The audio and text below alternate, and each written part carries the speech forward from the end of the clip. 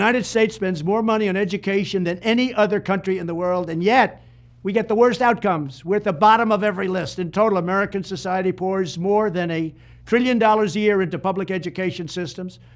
But instead of being at the top of the list, we are literally right smack, guess what, at the bottom. Rather than indoctrinating young people with inappropriate racial, sexual, and political material, which is what we're doing now, our schools must be totally refocused to prepare our children to succeed in the world of work and in life and the world of keeping our country strong so they can grow up to be happy, prosperous, and independent citizens. We owe our children great schools that lead to great jobs and leads to an even greater country that we're living in right now. Right now, we're living in a failing nation because of Joe Biden and these people running it. They're Marxists, they're communists. What they're doing to our country is incredible, but we'll take care of that for our children. Here are 10 key ideas that will power our movement for great schools. First, we will respect the right of parents to control the education of their children. Second, we will empower parents and local school board to hire and reward great principals and teachers, and also to fire the poor ones, the one whose performance is unsatisfactory. They will be fired. Like on The Apprentice, you're fired.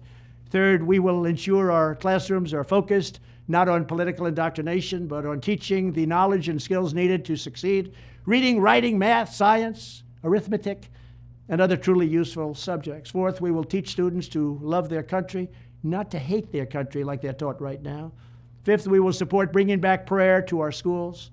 Sixth, we will achieve schools that are safe, secure, and drug-free, with immediate expulsion for any student who harms a teacher or another student. Seventh, we will give all parents the right to choose another school for their children if they want. It's called school choice. Eighth, we will ensure students have access to project-based learning experiences inside the classroom to help train them for meaningful work outside the classroom.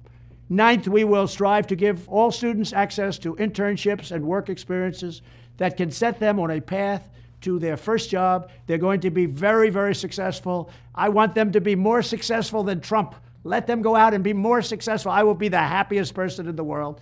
But we want our children to have a great life and be successful. And 10th, we will ensure that all schools provide excellent jobs and career counseling so that high school and college students can get a head start on jobs and careers best suited to their God-given talents. This is how we will ensure a great education for every American child.